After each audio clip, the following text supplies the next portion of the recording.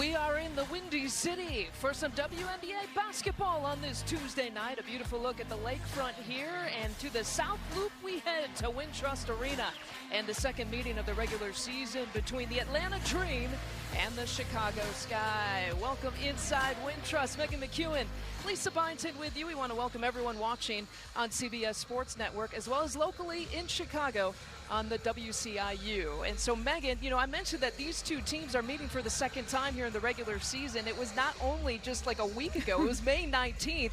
Chicago took that meeting, but they made it awfully interesting down the stretch. The Sky led by as much as 23 in that first meeting. Atlanta came back and cut it to 1 in the fourth quarter. Chicago did come out with the win.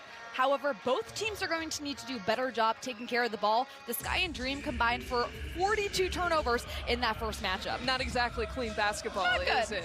No. Chicago is trying to rebound off of its first loss of the season, but the bright spot you're looking at are Diamond DeShields. Sky guard Diamond DeShields brings next level athleticism to the floor, coming off a big 22-point performance against New York this weekend. Chicago Sky head coach James Wade needs DeShields on the defensive side of the ball. The guard has the ability to be one of the most disruptive defenders in the WNBA. And the Sky's defensive intensity will need to be on point if Chicago wants to try and contain Dream guard Kennedy Carter, who is one of the most effective slashers in the league with an explosive first step, has the ability to finish in a crafty fashion. Look for Chicago's bigs to try to plug the paint in order to prevent open driving lanes for guards like Kennedy Carter. Well, you see Carter's numbers there, and that's Friday in a win against Indiana, so it's an interesting dynamic. Atlanta is coming off its first win of the season against Indiana, and as I mentioned, Chicago is coming off its first loss of the season to New York, and they're going to have to do it without, once again, Candace Parker, who initially early in the afternoon was a questionable or probable decision, still out with that ankle injury. And interesting that we don't know if she'll be able to return this weekend. There's a big series against her former team, Los Angeles, coming to town for a Friday-Sunday home set here. Coach Wade saying, she will come along when she's ready, but they're not trying to force anything right now. Want to make sure she is at her peak performance before the veteran gets back on the floor for the Sky. And not only without Candace Parker, if you followed the Chicago Sky story, they're also without Allie Quigley and also without Stephanie Dolson, who is trying to qualify for a 3-on-3 Olympic team for Team USA. So still without 3 of those players. Azurá Stevens, you see there, is dressed. She was warming up. She did return for the first time, and she played in her first game of the 2021 season against New York on Sunday.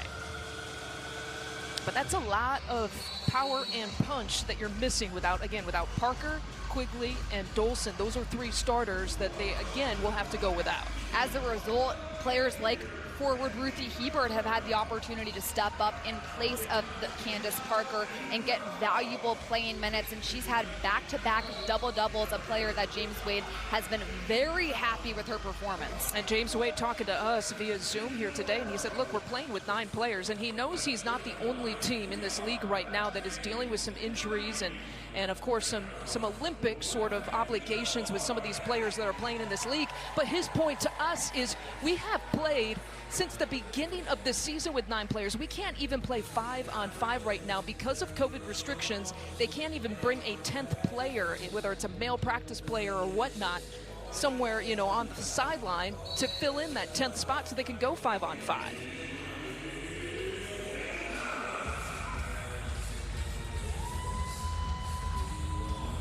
Stu Dufall jumping up against Elizabeth Williams, and we are underway here from Wintrust Arena. Again, the second meeting in less than a week between these two teams. The Atlanta Dream coming in with a 1-2 overall record. The Chicago Sky a 2-1 record. Williams feeding off of that miss, and she needs some help. The kick out.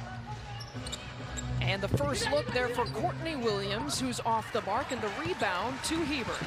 Courtney Williams has been very effective from 3 so far this season, shooting 57%. Look for her to continue looking for that shot in addition to getting into the paint and creating in the mid-range. Yeah, 2 talented guards there in the backcourt for Atlanta, 2 of the best in terms of just a scoring duo. That's Dufall with the first look. She gets the rebound, and that's a two-point shot for Diamond DeShields. She needed to take just a little bit of a step back for that to be a three. Good things happen with second chance opportunities. DeShields in rhythm, takes her time, knocks it down. You mentioned that she had over 20 points in the last game, and stepping on the baseline, the first turnover there for Kennedy Carter as we go back to look at the DeShields too. Dufall with the awareness, finding shooters in the corner. DeShields makes herself available. Inside-outside basketball leads to wide open threes. And you see the team high 22 points she had Sunday against New York, and remember that she missed quite a bit of last season, so 20-plus points. She hadn't done that in about 2 years, since 2019, as Dufall turns it over that time. So a turnover for a turnover. On that note, interesting, Coach Wade talking about DeShields' performance, saying, you know, yes, she can get it done on the offensive end, but again, it's her defensive intensity that I love the most that she brings to the floor, and that's what's going to give us success this season. Courtney Williams right now trying to recognize that switch off of the screen, but she turns it over. So back-to-back turnovers on those possessions now for Atlanta. Chicago has a size advantage defensively with 6'5" and 6'4" down low. DeShields that time with a 15-footer into the hands of Tiffany Hayes, who's playing in her third game of the season, and she takes it the distance to tie it at 2. Hayes looks like she just turned on an extra motor when she hit the three-point line. Explosive, able to drive by multiple white jerseys to get to the cup. They close on DeShields awfully quickly. Dufall for 3. Now she can hit that. She's hit a couple already this season. 2 of 8 now for the season, and nothing but net for Courtney Williams. Williams' ability with that verticality to get up in the mid-range is what makes her such an effective offensive player. That mid-range game is hard to guard. And bodying him up a little bit too much body. Tiana Hawkins with the first personal. That'll be an interesting matchup to watch. Hawkins defending Dufall, and both of them will probably put in some minutes here tonight. And here's Courtney Vandersloot, who goes into the evening as Elizabeth Williams picks up the foul. Courtney Vandersloot comes into tonight just 12 off of 3,000 points in her career.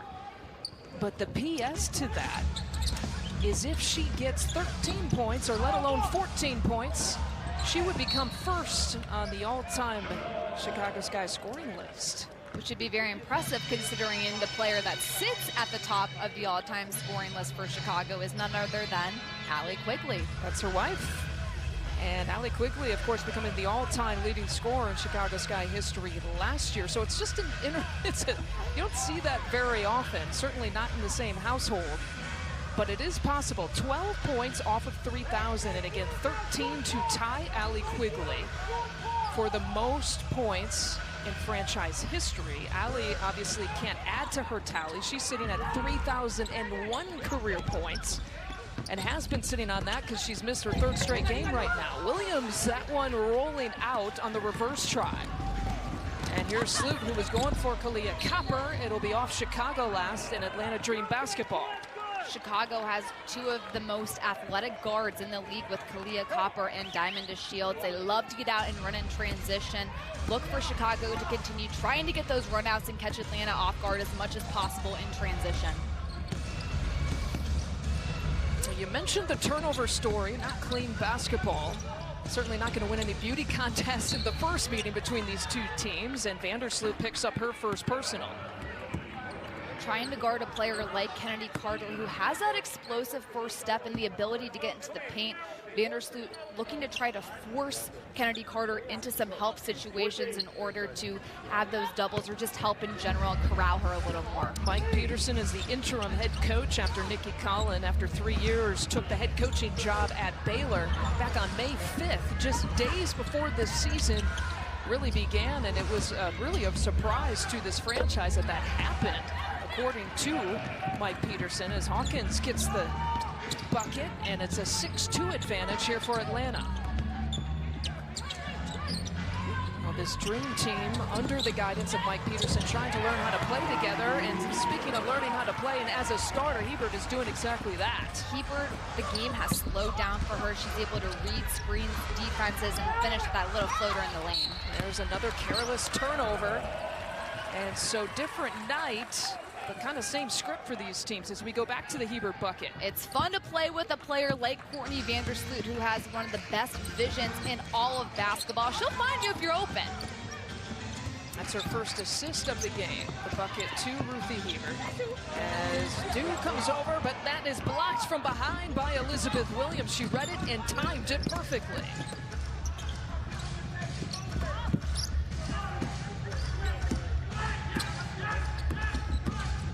Hesitation move here from Hayes, takes the contact and the bucket. She looked at the official. She wanted the foul to go along with it. Change of speed. Hayes does just that, able to blow by multiple defenders to get inside. Dufall with the offensive rebound, can't get the putback. It'll stay here. And how about this explosion from Hayes? Multiple times we've seen just a little change of speed, cutting through two defenders. Vandersloot came over to help. Impressive balance, able to finish almost acrobatically at the rim. Tiffany Hayes had to miss the season opener because of health and safety protocols and has started every other game since her return. Her debut was actually against Chicago back on May 19th, but just 1 of 10 shooting in that game for just 5 points. Dufall will size it up.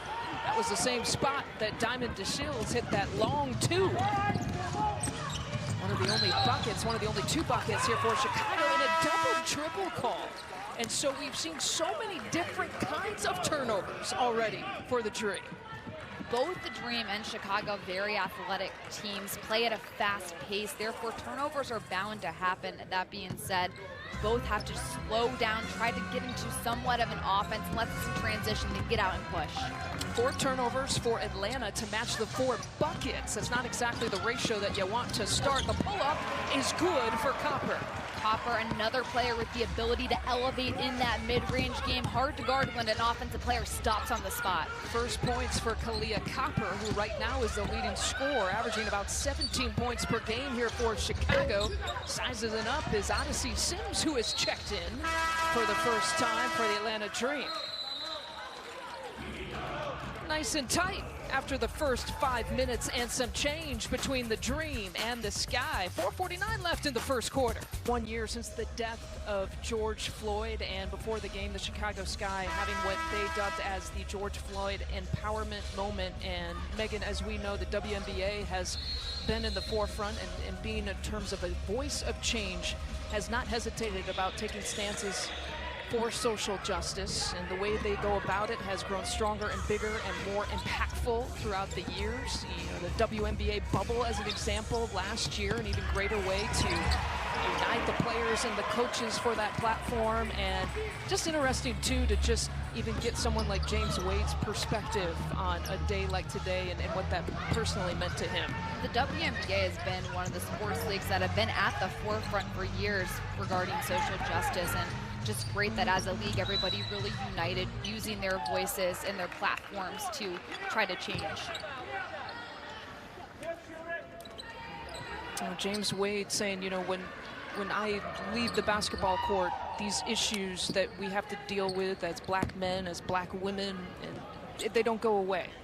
And we see how hard it has been to hit society, but it's been hopefully a realization that we need to get better. We have to get better. And I have loved to see, again, that the WNBA has been in the forefront of trying to create that positive change for our society. And they always have been. It didn't just start last summer. There's a 3, and coming off the bench, Ari McDonald with her first field goal of her WNBA career. We saw Ari McDonald do that quite a few times in the NCAA tournament for Arizona. A player that has the ability to knock down that 3 in rhythm, gets it out, and the rookie for Chicago, Shyla Heel, just late on that closeout. Too much space for McDonald to let it fly. Yeah, it has been rookie against rookie there in that matchup. And the pump fake and 2, and some nice momentum here for the Atlanta Dream as Monique Billings again off the bench gets the bucket. Textbook footwork. Try saying that 5 times fast. Billings getting it done down low. DeShields is too strong, and she's going to pick up the foul there, chasing after the loose ball. Just kind of smothered McDonald from behind. And that is the first on Diamond DeShields. And so whereas Chicago has leaned heavily because of the injuries on their starters to play a lot of minutes and create a lot of production in the last couple of minutes, last couple of possessions for Atlanta, it's been the opposite. This bench has given them a spark, and here's McDonald again. She's got another bucket and a quick 5 points. McDonald taking advantage of having not as experienced of a WNBA guard guarding her, getting to the basket with ease on that left side. Erin McDonald had 0 WNBA buckets coming into tonight and did not play in the last game in a win against Indiana. An area where Atlanta was at an advantage last game as Heel misses that 3. Atlanta started throwing some junk defenses at Chicago, really flustering them on the offensive side of the ball. That possession down, Atlanta goes into a zone. Chicago has to recognize sooner and adjust accordingly.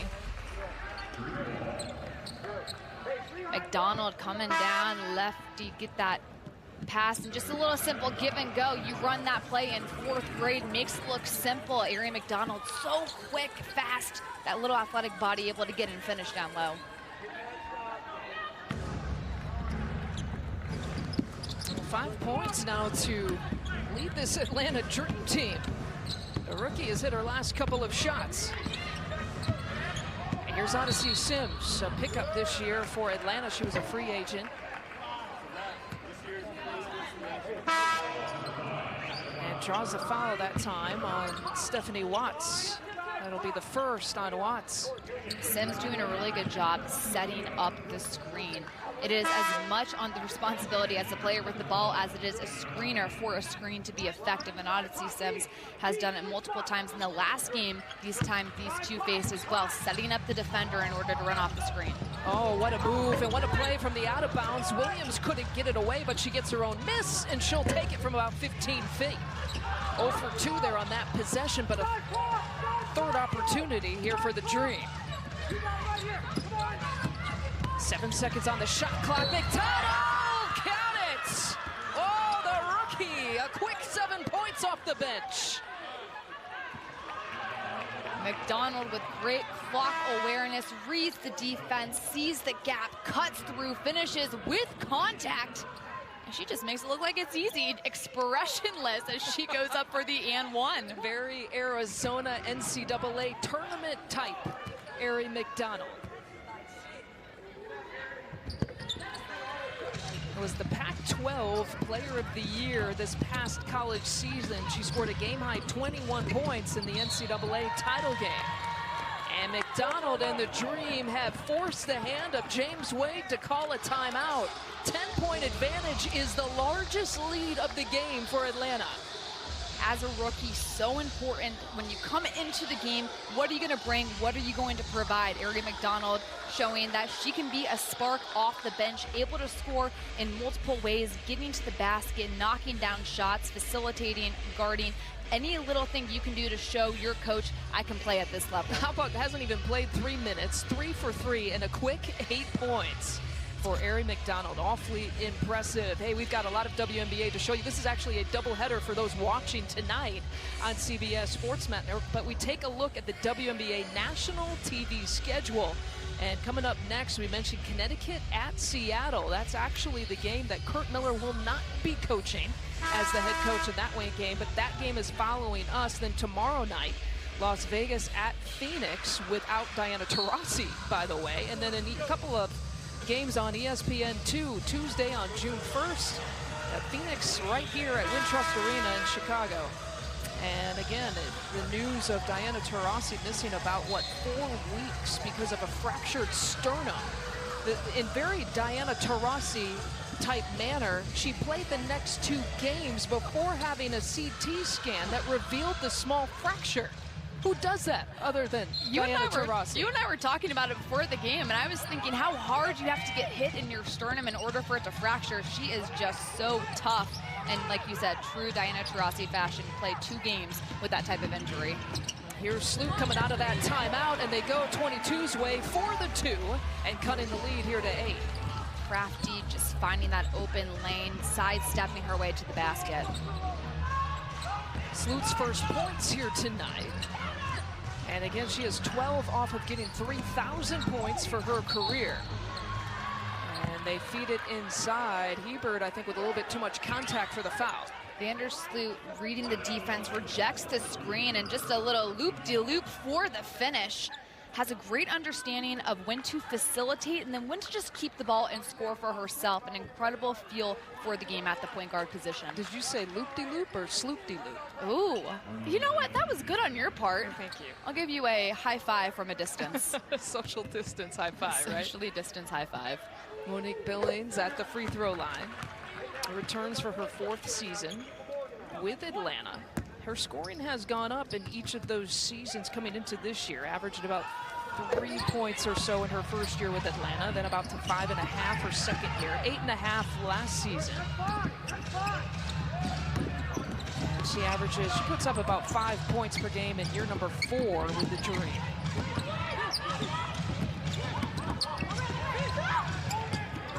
Dufall needs some help. Gets the handoff here for Copper, who takes it inside. The runner goes high and hard off the glass. Hebert can't put it away. And the rebound down to McDonald, who's earning her playing time. Coming out of that timeout, she stays in the game. Here's Sims trying to create something. Sloot got a piece. Sims stays with it. 10-point advantage here for Atlanta. Again, have gotten some spark off the bench to build that lead against the home team, the Chicago Sky. Double team coming, Courtney Williams. And here's Watts with the kick out to Sloot for 3, and she drills it. Perfect awareness by Watts, drawing in the defense. Atlanta really packing the lane that last possession. Vandersloot stays wide and knocks it down. From the elbow, McDonald, that one won't fall. That's actually her first miss here tonight. She's now 3 of 4 off the bench. Good feed, Dufall picks up another assist for Courtney Vandersloot, and she gets herself a bucket. Dufall like a 747 fighter jet flying through and finishing. Dufall at 6'5" will get out and run in the open floor. Her first field goal, first points of the evening, and now the lead has cut in half, exactly, from 10 to 5 points.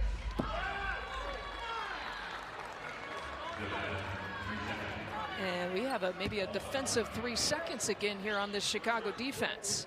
Watts drawing the defense. Vandersloot open, knocks it down. Then how about the vision as Dufall flies in for the finish. Courtney Williams makes good on the technical free throw. And now Atlanta will take the ball out from the sideline. Under 12 seconds to play here in the opening quarter.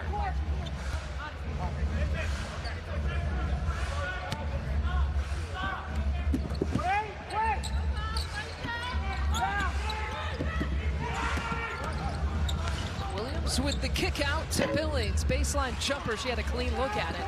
Final few seconds, Vandersloot with a little heave-ho that is short. Atlanta had the largest lead of the game here so far in this first quarter, a double-digit advantage. To the second quarter we go after this quick timeout.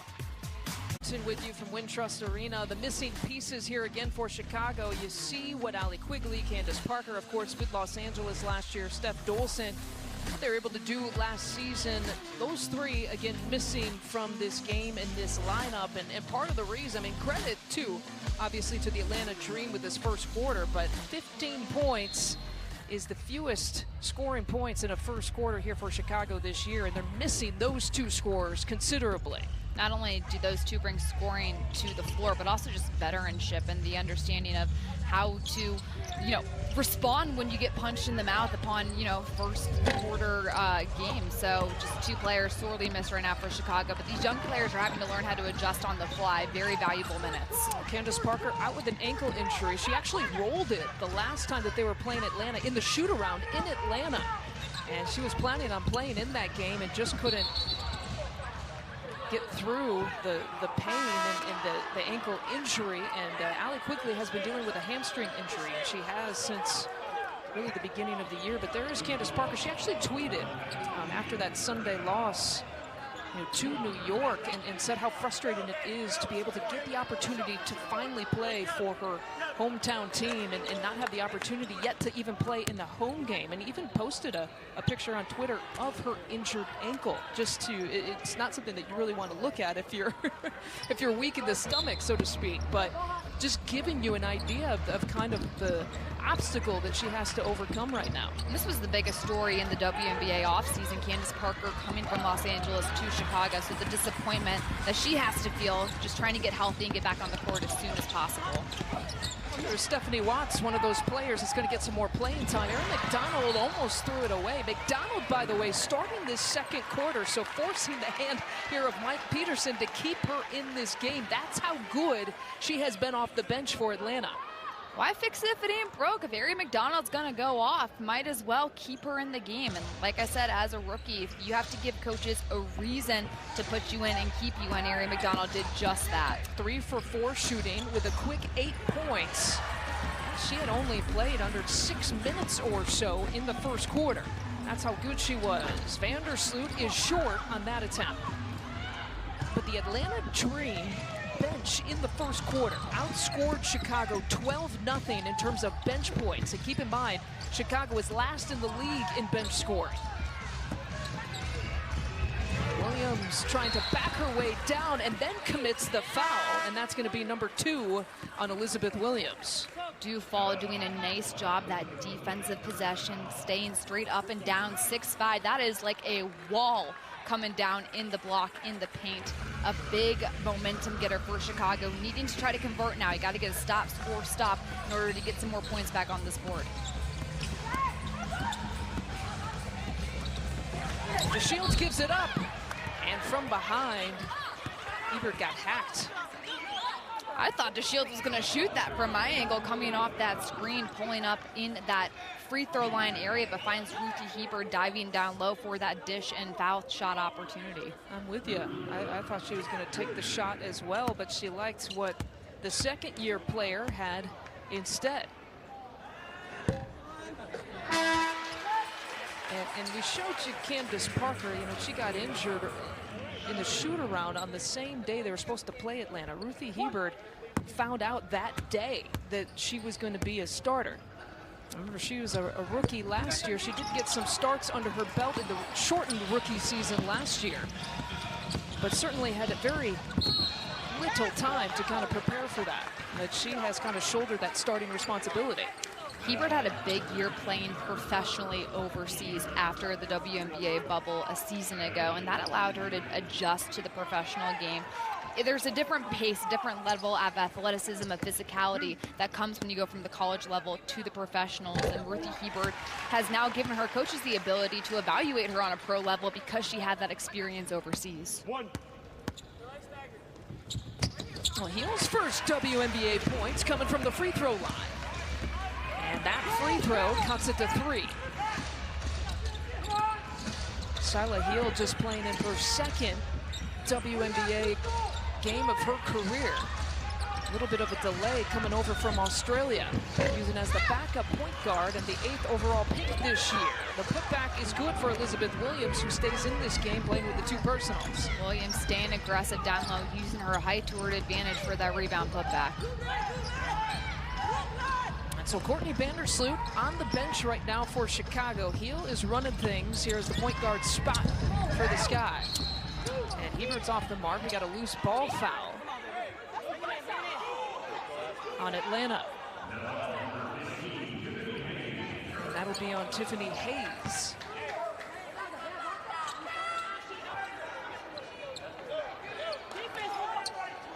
So Chicago will take it out from the sideline. Diamond DeShields, by the way, playing with a couple of personals. Watts has 2 as well on the Chicago side. Ripping it away, spin move, and he'll whistle for the foul. Hayes getting into the lane, just corralling, being disruptive, able to get that steal, finishing on the other end, coming down, getting fouled rather. Actually a good foul by Shyla Heal. If you're gonna have a breakaway situation, might as well try to foul and make them force that shot instead of getting an and one. Hayes, of course, the UConn product, was drafted in 2012, the 14th overall pick, and has gotten nice and comfy cozy in Atlanta. Such an important piece. I mentioned that she had to miss the first game of the season because of health and safety protocols, but has found her way back into the starting lineup. The last game against Atlanta, she's kind of found her stroke again. Tiffany Hayes with 14 points in 25 minutes in that game.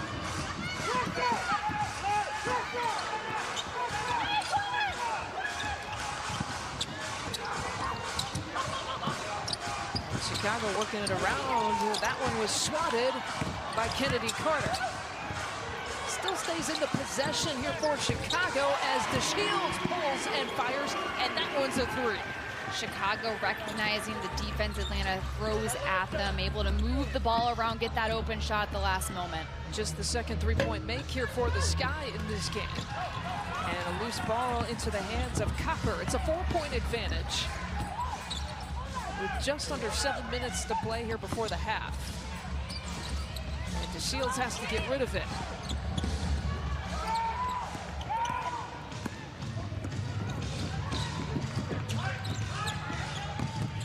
Crossover for Carter, who's actually been quiet offensively here so far in this game. No points still for Kennedy Carter, a player who averages about 18 points per game. Chicago doing a better job in this quarter of corralling Carter, not giving her any open looks. The help side defense is there if she blows by the primary defender. Two of the best penetrators in terms of the backcourt position. You think about a Courtney Williams and a Kennedy Carter. DeShields is short on that attempt. That ball has been like a hot potato the last couple of possessions for both teams. No one quite holding possession. Crystal Bradford sizes it up for three. Bradford with the hand down, man down at defender Heber, just able to size it up and knock it down. Have to get out of contested to Heber. Bradford's first shot, first make, her fifth three-point make of the season. She's shooting above 50% now with that three-point make. And Heel walks with it.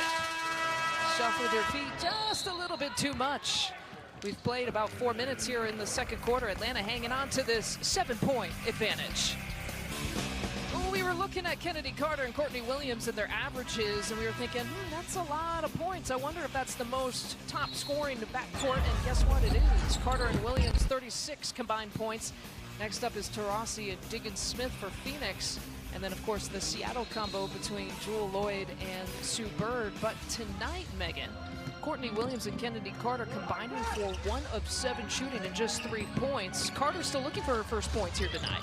And credit Chicago's defense as the ball goes in there for Atlanta, but credit the defense of Chicago regarding Williams and Kennedy Carter, corralling both of them, not giving them any open driving lanes. The help defense and the bigs for Chicago have really clogged up the paint. Williams got a piece of that Copper shot. The last bucket for Atlanta coming by Tiffany Hayes, by the way. Kennedy Carter's not in the game right now for the Dream. Here is Williams. Back out to Bradford. Good ball movement here for the Dream, and it leads to that, a Tiffany Hayes three. Just the extra pass to the wide open shooter. Not just an open shot, get the wide open shot. Erie McDonough doing just that on the assist. 4 of 5 shooting now for Hayes, and she's in double figures, the first to get there with 11 points in this game to lead all scorers. Azurá Stevens has checked in, still on a little bit of a minute restriction, dealing with that foot injury, but Diamond DeShields finds her beautifully. DeShields doing a nice job, just taking one dribble baseline, corralling 3 Atlanta defenders, dropping it off to Stevens. And we got a whistle and a foul away from the basket, but we go back to the ball movement for Atlanta. Oof, just an extra pass for the bucket from Hayes, and then you see Diamond DeShields taking off, drawing 3 defenders, 1, 2, 3 Atlanta Dream jerseys. Azurá Stevens makes the right read, cutting down, making herself available for the finish. 11-point advantage. Now this is the largest lead. There's about 4.5 to play here before the half, and sizing it up, Bradford has just been a really, really nice addition for Atlanta this year. Bradford just able to knock it down in that mid-range, just a little shake in the shoulders to get that to go. Interesting story with Crystal Bradford, who took a heck of a time off in terms of she played in the league in 2015, was picked up by the Indiana Fever, and on the other way, Dufall gets the and one. Courtney Vandersloot able to recognize the defense in the switch that Atlanta did, saw that Dufall had a size advantage down low, and gets her the ball in a position to score. Williams standing at 5'10", Dufall 6'5". That's because Williams was guarding Vandersloot originally. Atlanta switches defensively. Boom, Vandersloot threads the needle for the finish. Well, she's been a nice offensive addition. She has played some of her best basketball. Dufall has, when she has worn a Chicago Sky uniform. Back down to Dallas last year. And Chicago was quick to pick her back up again. A good hard take, no call, we play on. And Diamond DeShields with the push. Kalia Copper for three, not that time. And it'll be Atlanta basketball. Dufall that time getting it done on the defensive side of the ball. Wide open driving lane from Hayes, and Dufall is able to step up, just again, disrupting any sort of vision to the basket.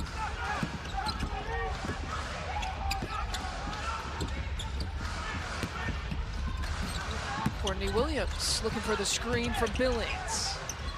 And just gets smothered by three Sky defenders that time, off and running, and too strong off the fingertips of Copper. Now, Copper is one of the most athletic players on the floor at all times. Has the ability to get up in the air and catch a pass like that. That time, though, goes off the fingertips. But that's something that Chicago has an advantage to very athletic players like a Diamond DeShields, like Kalia Copper, who have the ability to get down the floor in just a couple of steps. Even Kalia Copper has her limitations, even as athletic as she is. The pull-up is pure and smooth for Courtney Williams. Williams does need a lot of space, and again, the way she elevates makes it really tough for a defender to get a hand up in the air and try to disrupt that vision to the basket. But just her second bucket for a player who is tied for the lead in scoring, and Diamond DeShields gets hit coming around that screen. Ari McDonald's first personal. Atlanta still well in control of this one here in the first half. Another double-digit advantage for the Dream. Mike Peterson on your left and James Wade on your right. Both of these teams and these head coaches trying to pick up another win. Actually, this game will factor into the new WNBA Commissioner's Cup. It's kind of a new competition that is evaluated with your rival teams in each conference, the Eastern Conference and the Western Conference, and the best record from each conference will meet each other in a championship game setting later on in Phoenix with $500,000 prize money, pool money for that. Not just bad, just not a bad spending cash. Pool, yeah, $500K, no big deal. Now, the Sky have played 3 games in the Commissioner's Cup. Again, this game counts into that. They are 2-1. They have a 2-1 record. Atlanta has also played 3 games with a 1-2 record so far for the Commissioner's Cup as Azare Stevens picks up the personal. Chicago really trying to keep it packed into the paint, preventing any type of driving lane situation for Atlanta.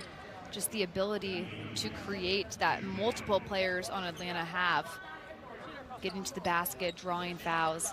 Hayes continues to do what she does best, and that's get to the rim.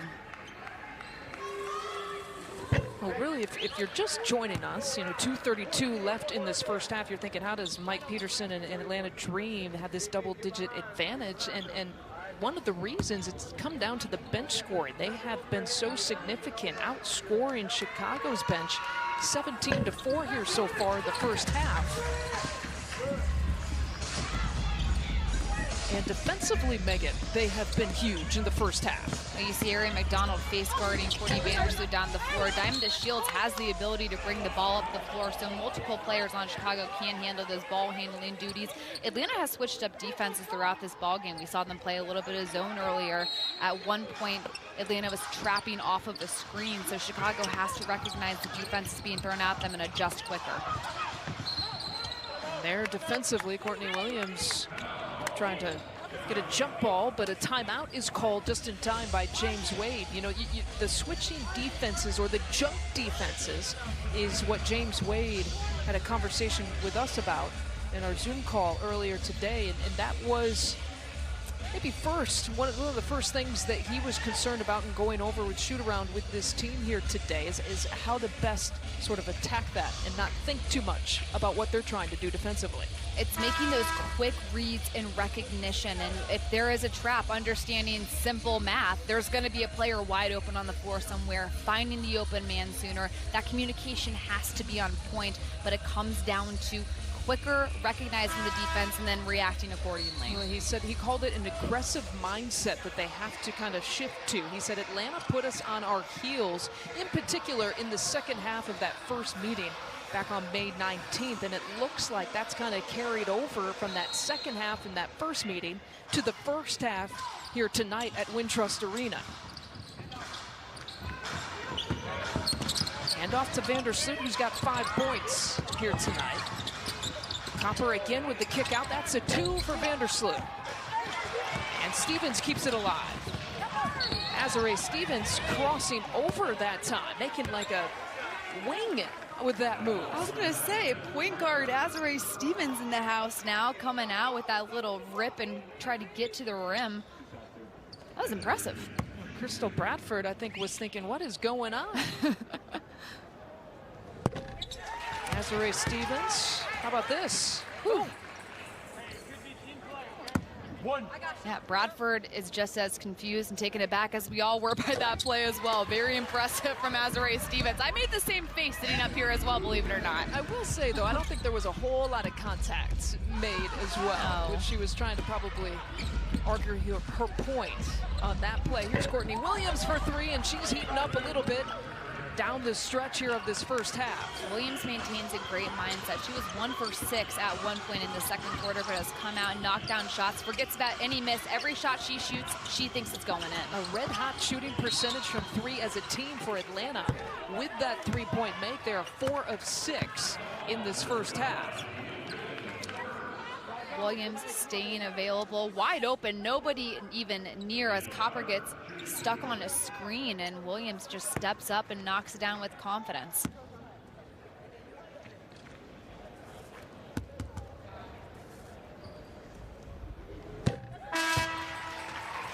Copper knocks down the first free throw.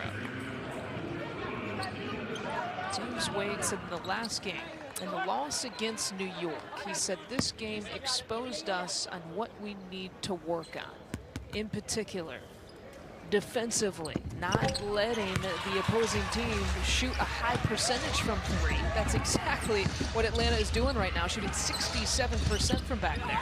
Chicago's done a decent job this season. Opponent shooting 32% from 3, Chicago defensively. But today, like you mentioned, Atlanta has come in red hot. McDonald missed the first time. She misses again on this possession, but Billings won't on the putback. Atlanta has stayed so aggressive, attacking and getting offensive rebounds, creating those second chance opportunities. Lead is back up to 12. Look at the second chance points advantage. A +5 advantage here for Atlanta, and they rip it away for another turnover. And under a minute to play here before the half. It'll be Dream basketball from the sideline. Not only second chance opportunities, but also 7 offensive rebounds so far in this game from the Dream. The bigs for Atlanta staying very aggressive down low, trying to create, not getting back on defense, trying to finish the play on the offensive side of the ball. 9 turnovers right now for Chicago. 9 turnovers to match the Atlanta Dream, so 18 combined turnovers between these two teams in this first half. Atlanta's bench just once again so impressive at 19 points for this team. On Atlanta's last possession, the screen comes and it's just the extra pass, finding the open shooter, but off the miss. Nobody on Chicago boxed out or puts a body on anybody. You have 5 white jerseys underneath the basket ready for the rebound, but no contact is made on a box out. Rule number 1 when it comes to getting those types of rebounds on defense, you have to put a body in somebody and push them out of the lane. Well, in the first meeting, Atlanta got a season-high 12 offensive rebounds And Chicago actually got a hefty amount, 14 offensive rebounds in that first meeting against the Dream. But you look at that last play that we showed you, and you think, oh, well, Monique Billings just, you know, lucked out. She was right there, and the ball fell to her. But that is also placement. That is also being aggressive. That is also putting yourself in a position to find success on the O boards. Oh, and Atlanta has been so aggressive throughout the entirety of this game. Started out the game with both offensive and defensive intensity, and they have stayed steady throughout this first half.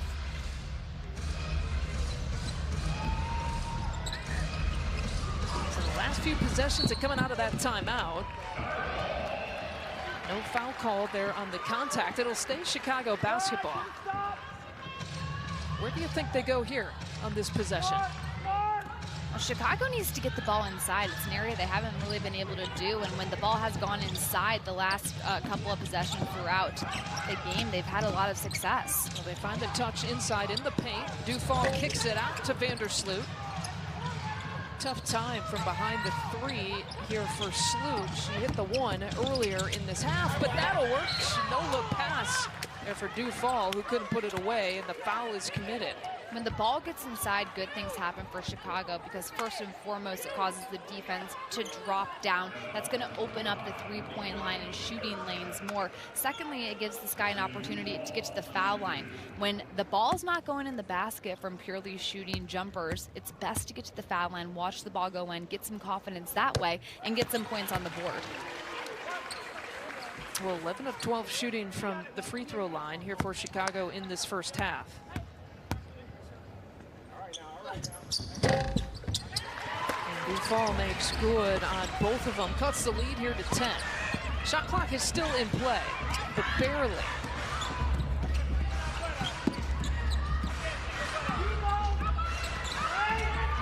Hawking defense, Copper on Williams.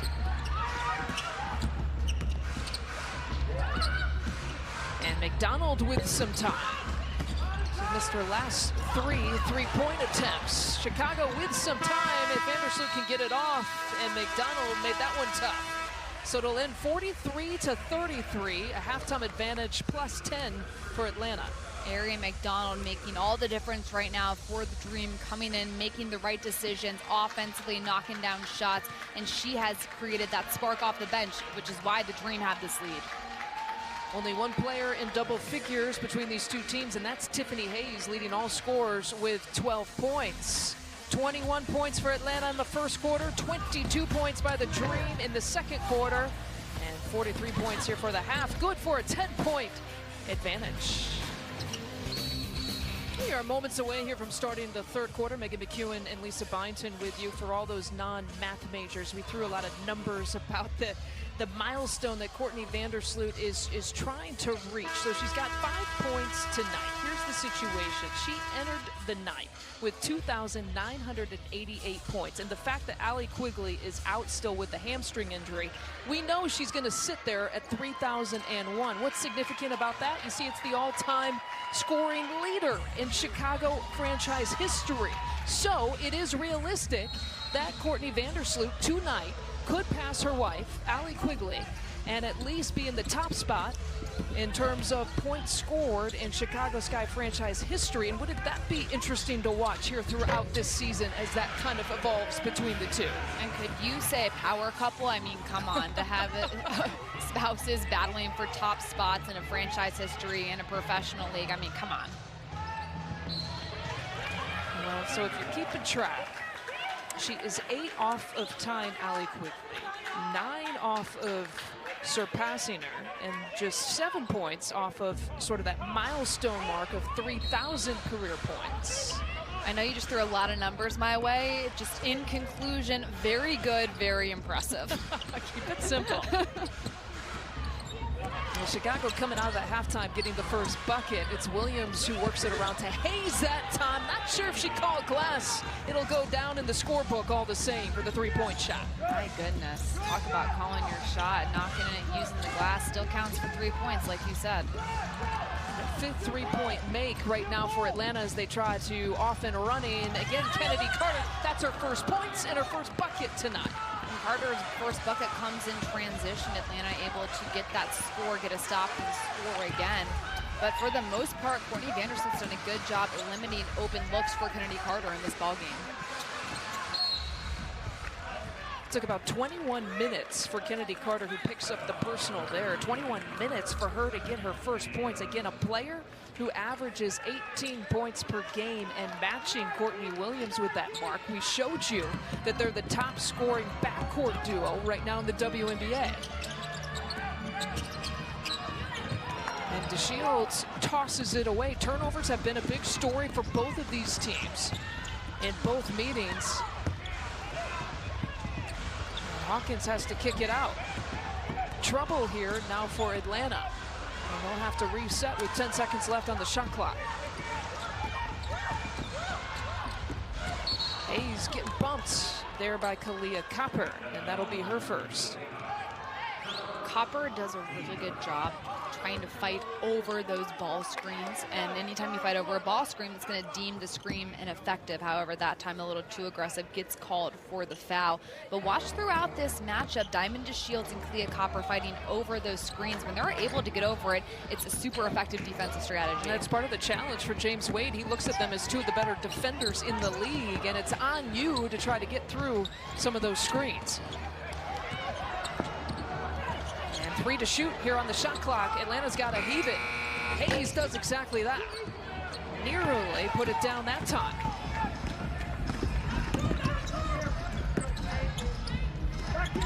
Same starting lineups to begin the second half as both of these teams began the game with. Hebert with the kick out here to Copper, who goes baseline, and they'll count it. Continuation that time. Kalia Copper gets +1. Copper reading the defense, recognizing she's got that quick first step, has an advantage as the defender comes out. Ruthie Hebert reading, sees the open man inside-outside basketball. How about the focus, the finish, the balance it takes to finish that type of shot? My goodness, Kalia Copper. Well, Kalia Copper, do you think that the scoring, when they're missing so many scoring pieces, and Candace Parker and Allie Quigley, even Steph Dolson, again, those three out, does it have to go Copper's way? Does it have to go Diamond DeShields' way? What do you think? Well, both of those players are going to be huge to step up scoring-wise, but the ball needs to get inside into the paint. The last two games, the Stu do fall, and Ruthie Hebert have scored in double figures and been huge pieces of that Chicago offensively. So they're the types of players that once the ball gets inside Chicago, that's going to open up the outside for players like Kalia Copper and Diamond DeShields. Well, Atlanta one and done there on that possession, and here comes Chicago. Courtney Vandersloot with her 5 points. She's short,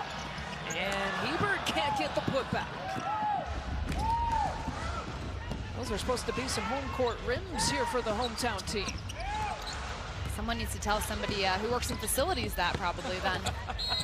And taking the contact, a huge and one. Elizabeth Williams back the other way and drawing the foul on Dufall.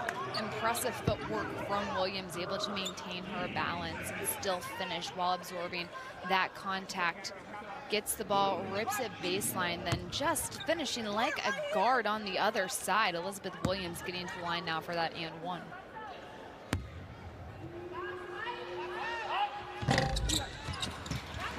Short on the free throw attempt. That's one area where Chicago actually outshot Atlanta. They were 13 of 14 from the free throw line here in this game so far.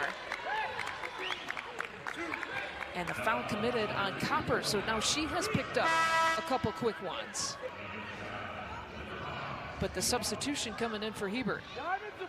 And Stephanie Watts, and so a little bit of a smaller Chicago Sky lineup right now with about a 4-guard lineup. You have Copper, DeShields, Watts, who's just come into the game, and Vandersloot.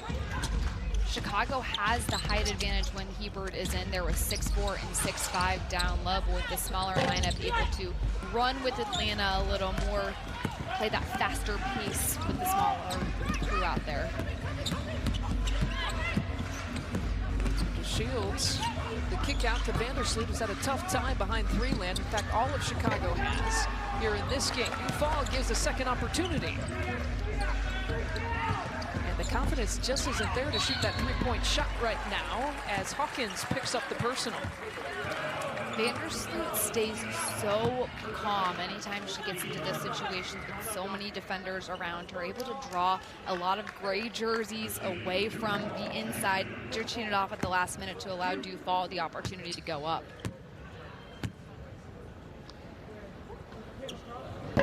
Around double watch for Stu once again. 8 points. And 6 rebounds here so far. 8 points and 8 rebounds, excuse me. It would be her second double-double in the last 3 games and the 4th of her career. When I say she likes to play basketball wearing a Chicago Sky uniform, we mean it. James Wade has found a great job to fit her into his system. It's a nice complimentary piece for the Sky. And Carter just forcing the issue and drawing the foul on Vandersloot, and she'll go to the free throw line. Carter's ability to maintain balance and finish while in the midair, while getting hit, is truly unmatched. Stays quick, stays aggressive, first step, working against Vandersloot. Just staying composed despite the traffic she goes through. Again, 21 minutes in this game without a point for Kennedy Carter. And she's going to work here now. 5 points in the first 4 minutes of the third quarter. And a 13-point advantage for Atlanta. A kick ball. Atlanta doing a good job on the defensive side. Any type of screen situation that comes, putting a hand up, disrupting Chicago. And the Sky have been late a lot of times on those passes in the pick and roll situation. Just 1 or 2 beats too late, and that's allowed Atlanta to be disruptive and get some touches and steals.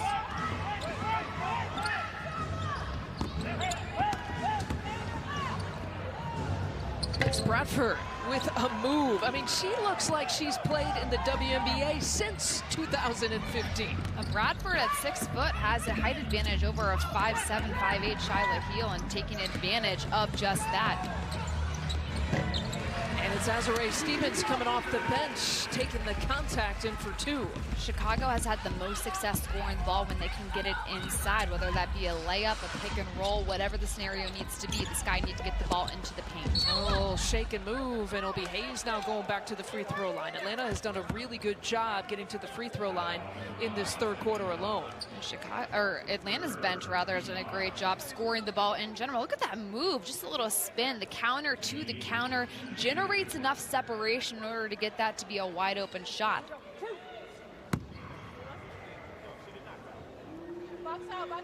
Hayes to the free throw line.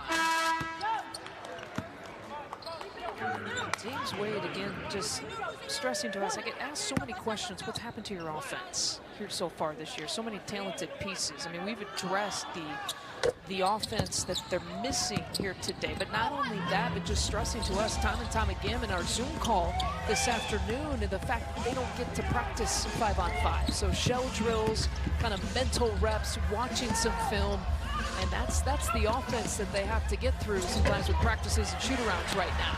And there's the take for Stephanie Watts.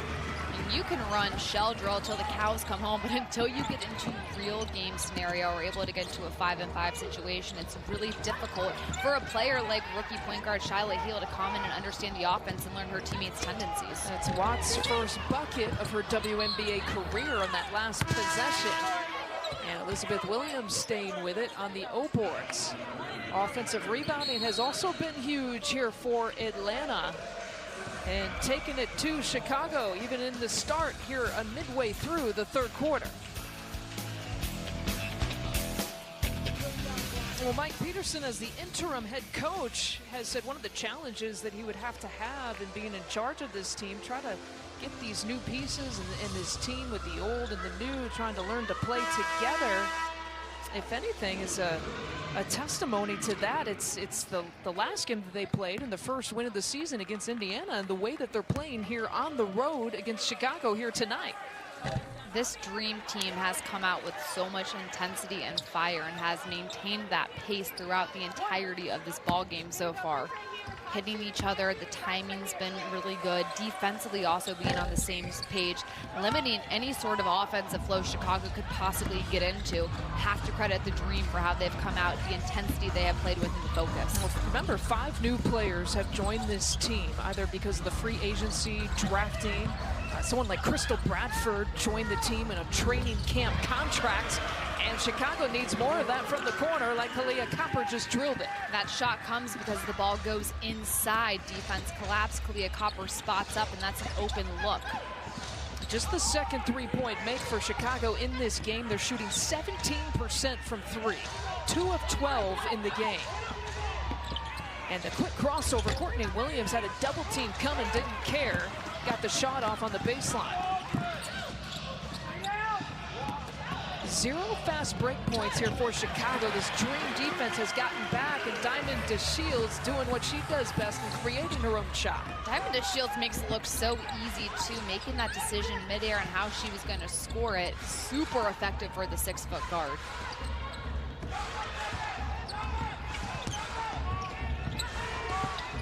Courtney Williams trying to go baseline. She'll kick it out, and this is the ball movement that we've seen by the Atlanta Dream here tonight, and the finish by Williams. Atlanta so unselfish offensively. It's that extra pass every single possession that's allowed them to get even more open player of the basket. 11 assists now in this game. Azurá Stevens from deep, from the top of the key for 3. Chicago heating up that last time out. Something was said, but now starting to get a little bit some offensive continuity going. And for a team that struggled hitting the three-point shot, they've hit their last 2, and the answer back the other way by Tiffany Hayes. Atlanta has stood its ground. Anytime Chicago has been able to throw a punch, Atlanta punching right back. Chicago can't play a game where they start trading baskets. Here's Heel going for reverse, and she subbed in for Vandersloot to give her a couple of minutes there on the bench. How about Hayes once again? Same spot, that one running out.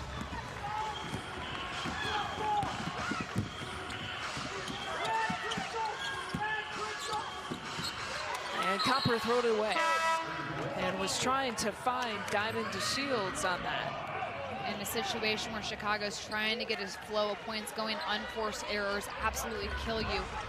Watch Atlanta here as Courtney Williams just trying to create the type of separation. Good ball movement, wide open extra pass. Textbook, give it to the more open teammate. Unselfish play, the type of offense that Atlanta needs to keep performing throughout this season.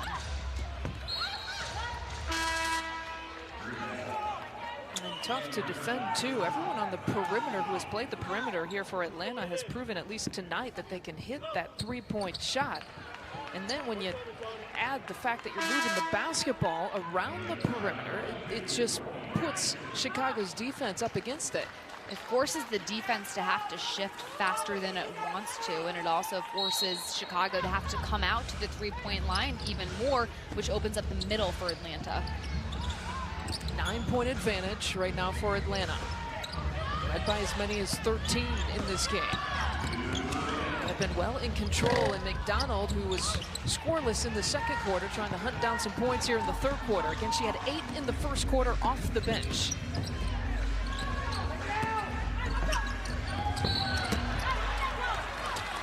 And a foul committed that time.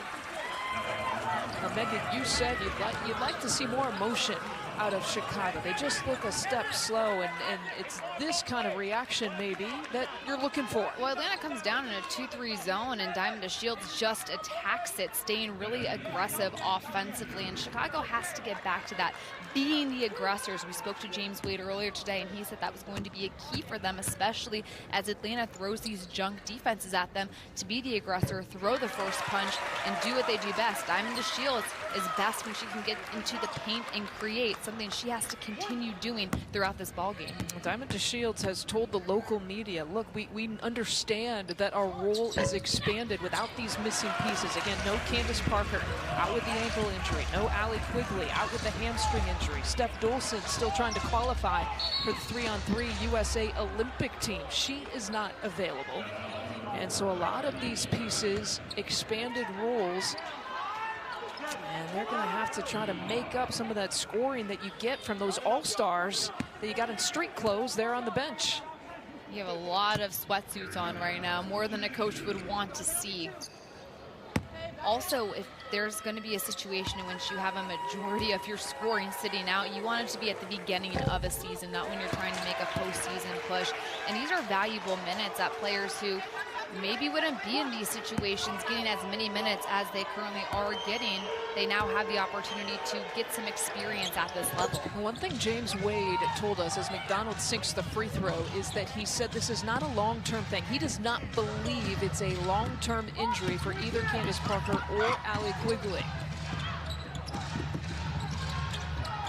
10-point advantage with 1.5 minutes left to play here in the third quarter as Stevens tries the finger roll. And one and done that time for Chicago as the Atlanta defense shuts them down. Quick crossover, Hayes. Over to Billings, not that time.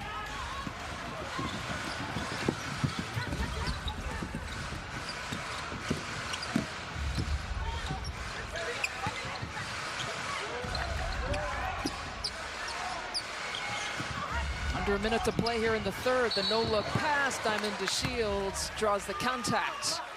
DeShields doing a great job moving without the ball that time. She's played with Vandersloot enough to where they know what the other one is going to do. Diamond DeShields finds an opening right in the... Goes up, goes to, looks like she could have set the screen, then slips to go to the basket and draw that foul.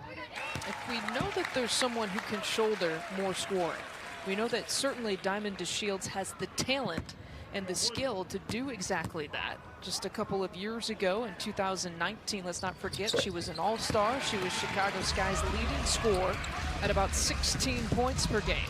Dealt with some injuries last year that shortened her season to an already shortened season for the league. Bradford trying to make a move. Billings with the cleanup job. And Bradford slipping the pass to Billings, back to Bradford, and that rims out.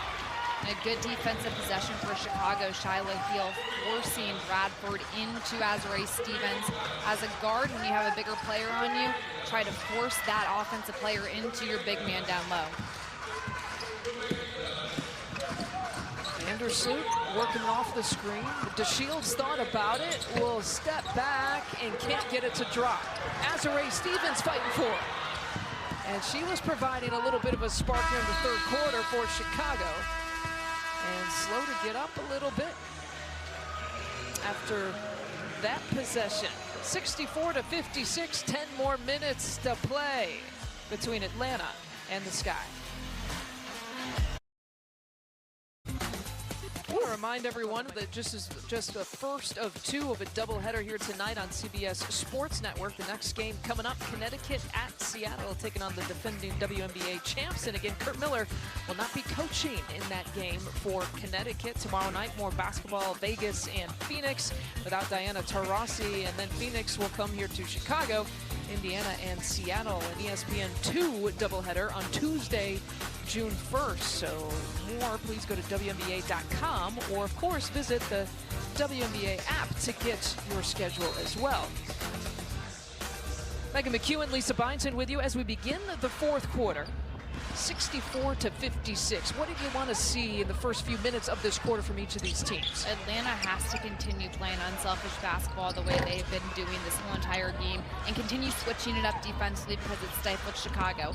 The Sky, on the other hand, need to get the ball inside more. That's going to open up more outside for open shots and get out in transition and run. Athletic teams getting those easy buckets. And they can't turn over the basketball like they did just there. Another turnover, 16 in the game here for James Wade and the Chicago Sky. Turnovers have been a problem last year. Turnovers again a problem this year. But again, that offensive flow, tough for Chicago with the missing offensive pieces here so far. Azurá Stevens to Stephanie Watts at the top of the key.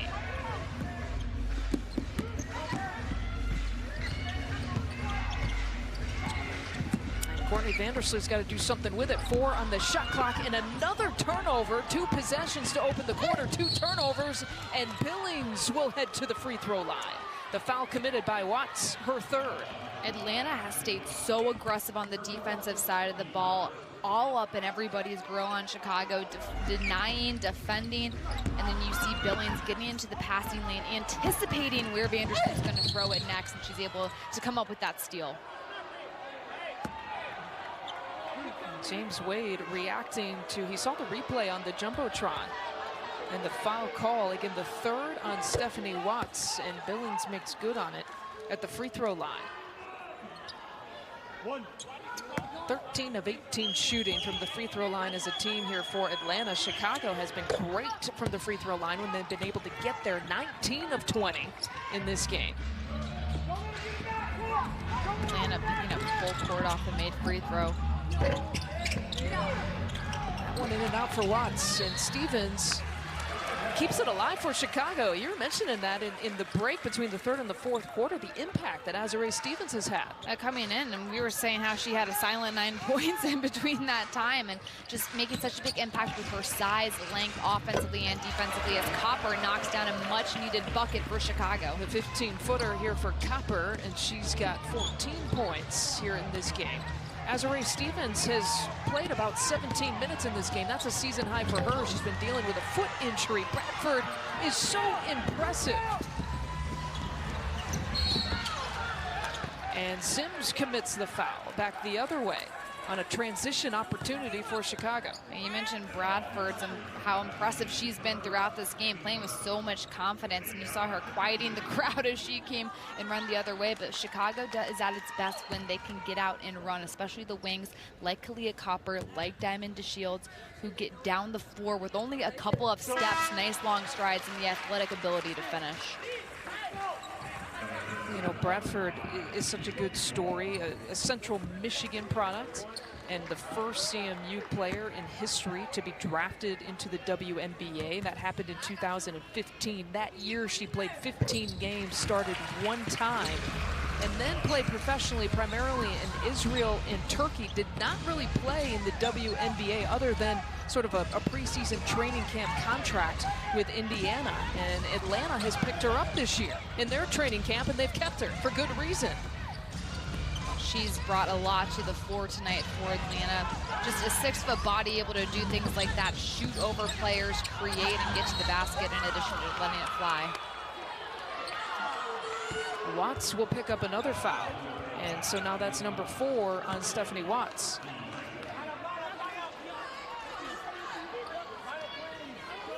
Off the miss. Once again, Watts just standing underneath the basket, doesn't see where any other Atlanta body is, so instead of getting a butt and a gut and boxing out down low, she just ends up getting a foul.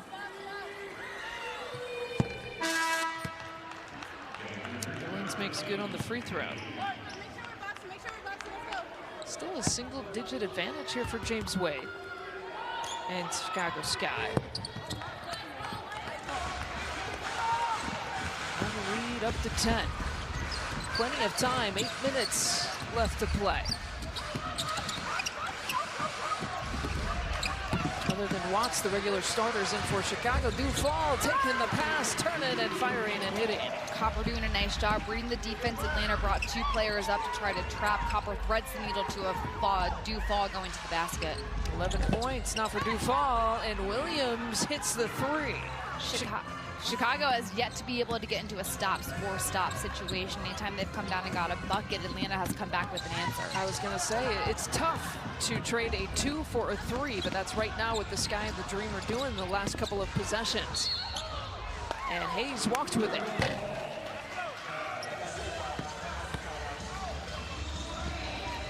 Chicago really hasn't been able to get into any sort of offensive flow. Credit Atlanta's defense throughout this ball game. Switching up defenses, keeping Chicago on its toes. The Sky have to try to get some type of flow going in these last couple of minutes. That's the key right there. If you ask James Wade, how do we find the flow? Not only in practice and shoot around, but here in the games.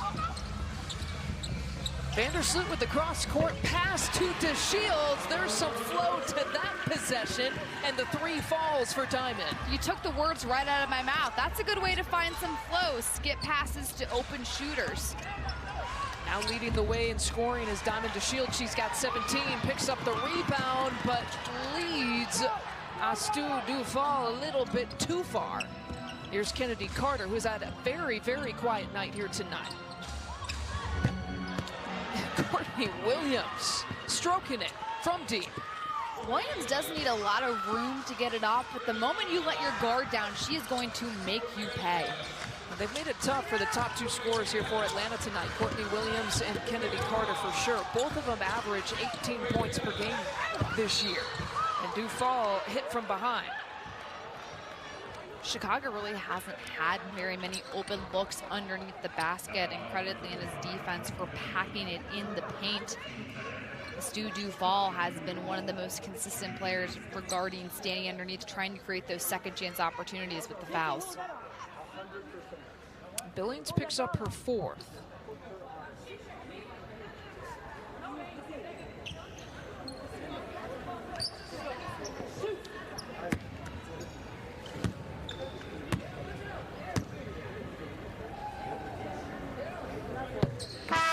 Perfect 6 for 6 from the free throw line. We saw Dufal's numbers tonight. She is just one rebound off of another double-double. It would be the second out of 3 games for her this year.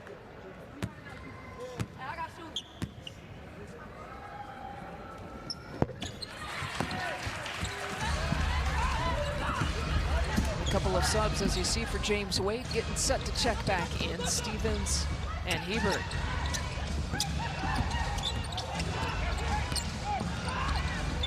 Here's Hayes. A little shake and bake on DeShields. And did she win possession for the Dream again? She did. A little bit of hustle.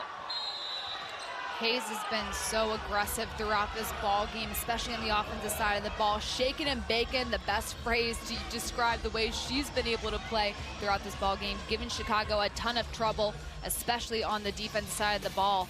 We'll see what happens when we return in a few. Final few minutes here of this game between Chicago and Atlanta. And Atlanta had that surge thanks to their bench in the first quarter to take the lead. And since that point, kind of midway through the first quarter, they have not relinquished the lead all night long against Chicago. Credit Atlanta's defense, forcing Chicago to turn the ball over 19 times in this game thus far. The Sky have never been able to get into any sort of flow offensively. Flow being the buzzword we've thrown around here in this fourth quarter. It's been few and far between here for Chicago's offense, even though they trail just by 9 points here to Atlanta. 11 seconds left on the shot clock from the out of bounds, and the baseline is good here for Hayes. And she's leading all scorers right now with a cool 22 points.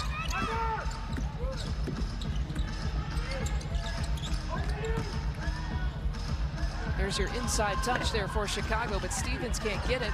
Chasing after her own miss and trying to find a teammate that's just not there. Stevens falling away from the basket too much in that play. Atlanta's defense making that a really difficult level shot for Stevens that last possession. 11-point advantage, almost about at the midway point exactly here in the fourth quarter. Can Atlanta hang on to this lead? Can Chicago have enough time to make a comeback? Again, the Sky trying to rebound after its first loss of the season to New York.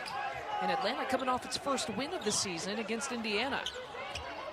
Atlanta playing with a ton of confidence right now. You can see it in everyone's body language. A lot of positive energy and just the intensity that the Dream have been able to maintain throughout all 4 quarters of this game has been the contributing reason as to why they have this lead still. They took care of some of the wet spots here on the floor. It's the reason for the stoppage of play with 12 seconds left on the shot clock, 5:18 on the game clock. That's one of the hardest jobs in a basketball game.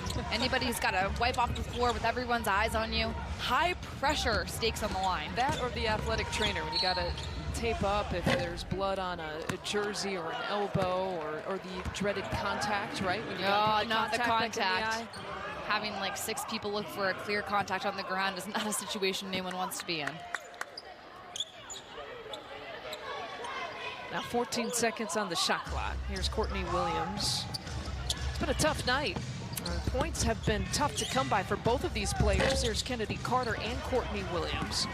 Williams with 14 points and Carter with 5 points, all coming in the second half. She was scoreless in the first half, in the first minute of this second half. And Sloop steps into it, and she's got 7 points tonight. Vandersloot always stays patient, maintains composure in late shot clock situations. That's a friendly bounce there for Hawkins for 2.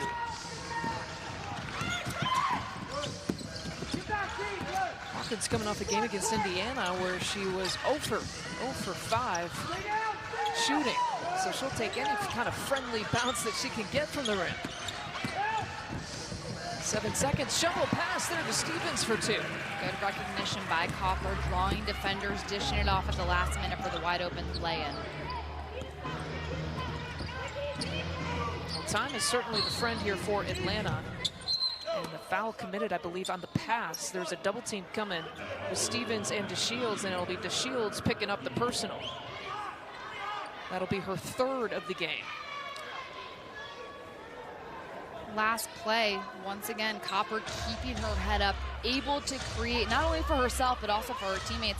That last screen, we've seen a lot of doubles coming off of screens, and I didn't see Stevens make that type of body contact for that foul to get called. Again, Stevens dealing with a foot injury, just playing in her 2nd game this season. She's at 11 points right now, and playing a season high about 19 minutes in this game. Williams with the good hard take in for 2. Williams getting it done in all areas on the floor, whether that be from 3, getting to the rim. She has just been an offensive force to be reckoned with. Under 4 minutes to play. Williams now with 14 points to go along with Hayes' 22, and ripped away this time. It's Williams left all alone, and she blew the layup.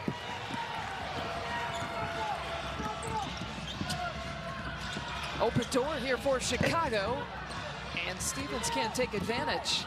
She had a wide open look from the corner.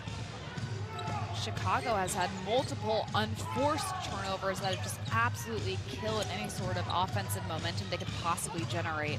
Shooting just 27% from 3 as a team is Chicago. And 3 of their 4 3-point makes coming in the 3rd quarter, as Hayes continues to add to her tally. 24 now to lead all scorers in this game. Vandersloot drawing the contact, and we'll have a couple coming at the free throw line.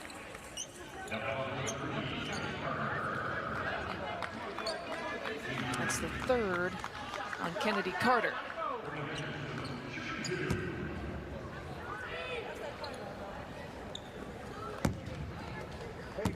Time is running out for James Wade, Courtney Vandersloot, and the Chicago Sky. And playing without Candace Parker, Allie Quigley, and Stephanie Dolson.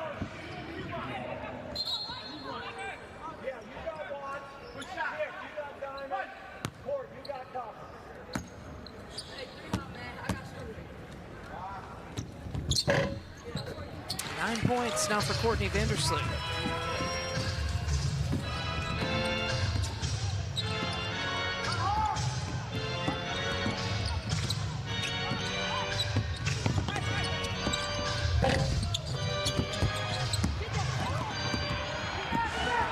Stephanie Watts chasing it down. Foul committed by Hawkins to stop the clock with 2:44 left to play. We will take another quick timeout. It's Atlanta with the 11-point advantage over Chicago. We'll welcome you back with just a few minutes left to play here in this game. Courtney Vandersloot and the Chicago Sky trying to make a little bit of a comeback if they can, but it has been tough against a very efficient Atlanta Dream basketball team here tonight. Atlanta has been all over Chicago defensively, getting into passing lanes, forcing turnovers, 20 turnovers to be exact, scoring 19 points off those turnovers. Atlanta has just been a menace defensively. They turned Chicago over 24 times in that first meeting. And Kennedy Carter going to get whistled for another foul. And it's something that James Wade and obviously Chicago is very well aware of in the fact that they have been turnover prone, and the fact that their offense has lacked a little bit of a flow and consistency since that first game against Washington. Trying to plug in the pieces of the missing pieces that they have in the last few games since that impressive season opener against the Mystics. Chicago's offense, you talk about trying to get that timing down. It's still a lot of these players learning how to play with one another. What are their teammates' tendencies? And overall, just no timing has been exactly perfect for a majority of the time offensively. Meanwhile, Copper picks up her third in this game. And meanwhile, Atlanta, you talk about flow and you take out maybe, not necessarily, it wasn't a great shooting performance by Courtney Williams, in particular in the first half. You consider, as I mentioned, Kennedy Carter hadn't scored in the first half. These are two players that averaged 36 combined points, and Mike Peterson was getting it elsewhere. That is very encouraging. Now, having said that, those players have scored a little bit more here in the second half and have gotten some consistent scoring from Tiffany Hayes, but the flow is there for the Trojans. Any team that can get the type of bench production that Atlanta was able to do in the first half, 19 bench points in the first half alone, that's only good for the longevity of a season. And Copper trying to prove that Chicago not going away here in the final 2 minutes. Kalia Copper hitting three is also good for Chicago regarding their longevity this season. A 20-point game for Kalia Copper. She's at 21.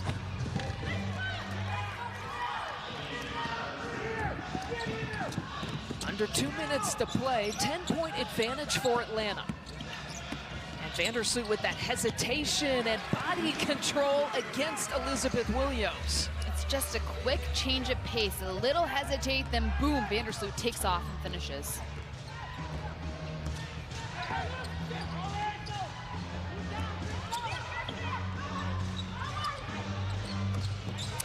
Points for Courtney Vandersloot, just one off of 3,000 for her career. And Courtney Vandersloot came into tonight needing 12 to get to 3,000 career points, and this one putting her one off of that mark. Reads the defense, threads the needle, goes through traffic, and then still maintains the focus and composure it takes to finish. And again, as we have shown you, one off of 3,000, two off of Ty and Allie Quigley. In terms of the top score in Chicago Sky franchise history, Allie Quigley sitting out right now with a hamstring injury and sitting at 3,001 points. And to show you just how good of a player Courtney Vandersloot is, most will think about her passing more than anything and what she brings to the table for the Chicago Sky team. Most right there, case in point, is her passing ability, the way she sees the floor, the way she sees the game of basketball is what makes her such an important piece for the Sky team. It's not the scoring aspect, it's everything else she brings to the table. But uncharacteristically, she's got more turnovers than assists here tonight. 7 turnovers to 6 assists for Courtney Vandersloot. And Vandersloot, a player that averaged 10 assists per game a season ago. First WNBA player to do that.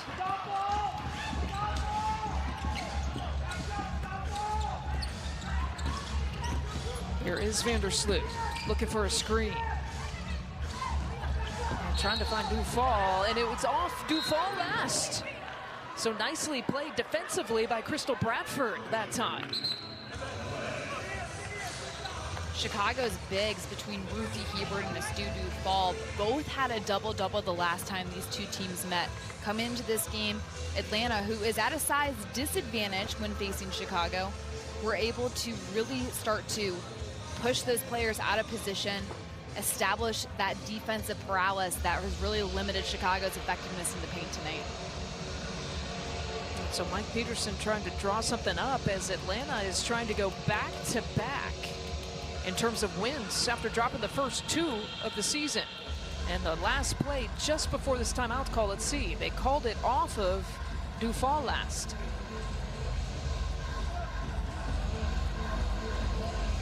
And this is what they're reviewing. They could do it in under 2 minutes in regulation and in overtime.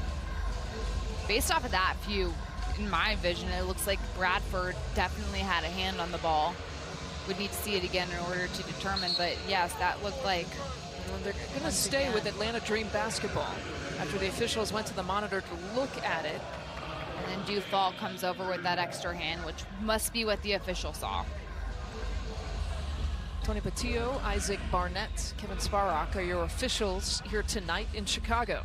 Again, this is the first of two if you're watching on CBS Sports Network. We have another one coming up, Connecticut at Seattle after this one is complete. Of course, we also welcome the local broadcast viewers in Chicago on WCIU. Megan McEwen, Lisa Byington with you under 40 seconds to play, a 10-point advantage here for Atlanta.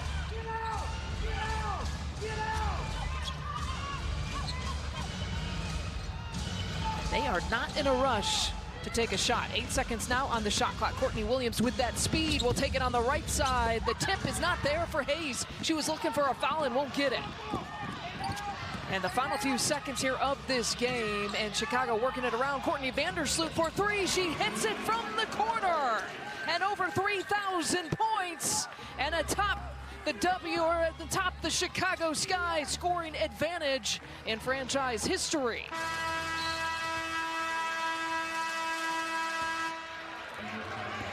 A little bit of history in the final shot of the game for Courtney Vandersloot in a losing effort. But you're looking at the leading scorer here for Chicago Sky franchise history. And Atlanta taking it 90-83.